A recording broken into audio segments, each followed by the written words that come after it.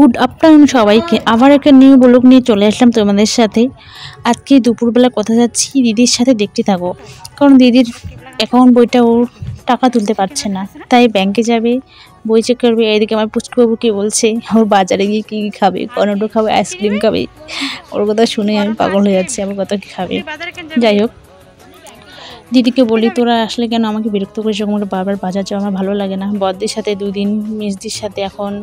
এদিকে দেখার পর আবার টোটো নিয়ে দাঁড়াইছিলাম, তারপর ভাবলাম যে ওই যে টোটো আসতেছে, ওকে বললাম টোটোয় উঠলাম। ওটা এখন যাচ্ছি বাজারে, আমাদের থেকে বেশি দূর না বাজারে, এই তো চলে আসলাম।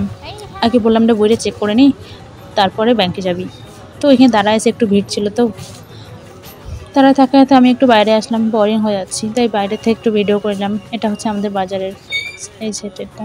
তো এখানে ও বই চেক করছে, বই চেক করে দেখতেছে ওর হাতে চাপ পাচ্ছে না, তো বাধ্য হয়ে এখন যেতে হবে। তাই আগে আমার পাসপোর্ট ফটো লাগে, তাই একটু ফটো তুলে নিলাম, জেরক্স করে নিলাম। আমাদের দরখাস্ত লেখা ছিল, সব ছিল। আর এদিকে পুষ্কুবাবু বাইরে চলে যাচ্ছে সিঁড়ি থেকে নেমে, ওকে না ওঠার জন্য চেষ্টা করছে, উঠে আসে না। এইদিকে আমার দেখতে পাচ্ছ ল্যাপটপে আমার ছবি আছে, ছবি আমার কিন্তু ভালো হয় না। যাই হোক, দরকারের জন্য তো ছবি লাগবেই।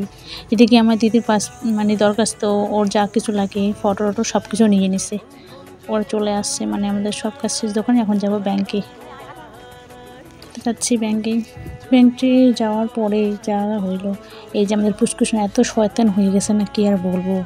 ওকে নিয়ে কোথাও বেরোনো মুশকিল, গাড়ির সাথে কেমন তামাশা করছে। তো ওর মা যাবে এখন ব্যাংকের ভিতরে, আমরা থাকবো বাইরে। ওর ভিতরে গেলো, আর আমরা এখানে তখন বাইরে বসে গেছি, ওকে খাওয়াচ্ছি যে খা এখানে, তা বসে থাক। ওর মা এখনও বেরোয়নি, আমরা এখনও বসেই আছি। তারপর এখান থেকে চলে আসলাম সোনা রূপার দোকানে। ওরও কিছু কেনাকাটা করার আছে, তো আমারও ছেলে। ওখান থেকে আবার কসমেটিকের দোকানে চলে আসছি। কসমেটিকের দোকানে ওরও যা শ্যাম্পু কসমেটিকের লাগে, বডি লোশন, যা কিছু মেয়েদের লাগে, তারপর বিস্কিট কিনে চলে আসছি।